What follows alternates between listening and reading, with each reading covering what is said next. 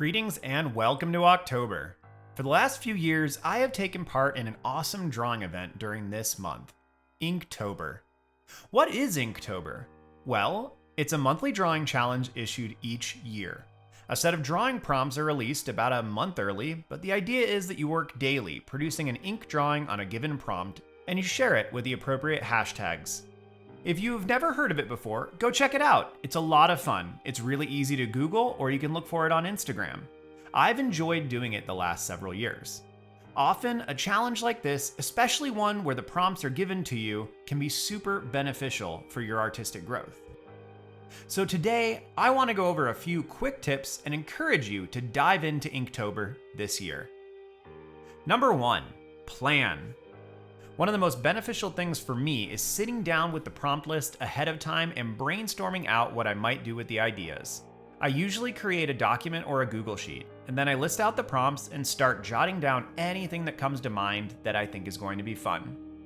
This then coalesces into thumbnails and quick drawings, working out the composition mostly. The biggest benefit I think I have gained over the course of my time with Inktober is the work on my compositional skills. So plan your idea, try it out, sketch some thumbnails to make sure the idea works before diving straight in, if that prospect is intimidating. Number 2, sketch first. Especially if your idea is fairly detailed or if you just feel nervous about working with ink, use pencil and give yourself some rough guidelines before diving in. This doesn't have to be a constrained, overdeveloped pencil drawing. In fact, mine are often just the outlines of large, overarching shapes so I don't throw down ink lines where I actually need to put a highlight later. There is something fun about diving straight in with ink though.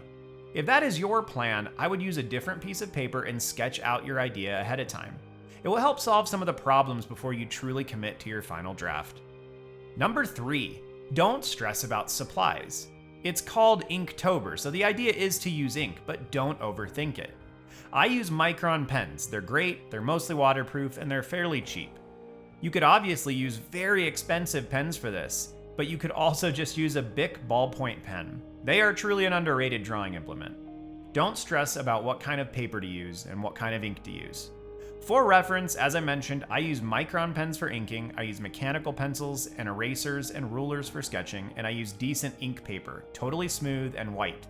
None of these are necessary, but it provides some context. Number 4, use the strengths of ink.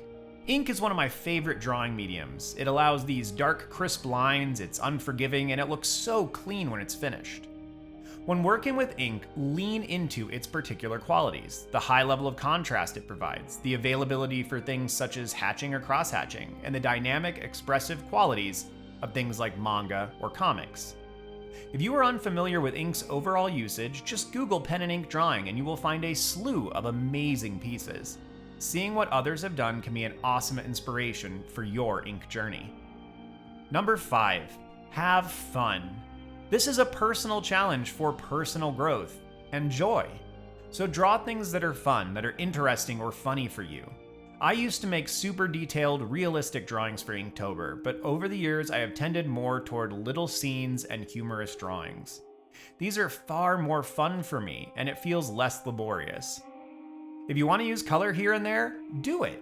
This is not a set of prompts from a boss or from a teacher, but from a fellow artist who wants us to have an excuse to get some cool work done. All of this is for artistic growth, honing the craft, and staying in the work. I hope these quick tips are helpful, and I hope you will join in. I share my pieces on Instagram as I work through them over the course of the month, and if you are planning on taking part, please let me know in the comments. I would love to see what all of you are up to. As always, thank you for watching, and I hope this was helpful. Have a good one, y'all. See you soon. Hopefully, with ink marks and stains on your hands and fingers.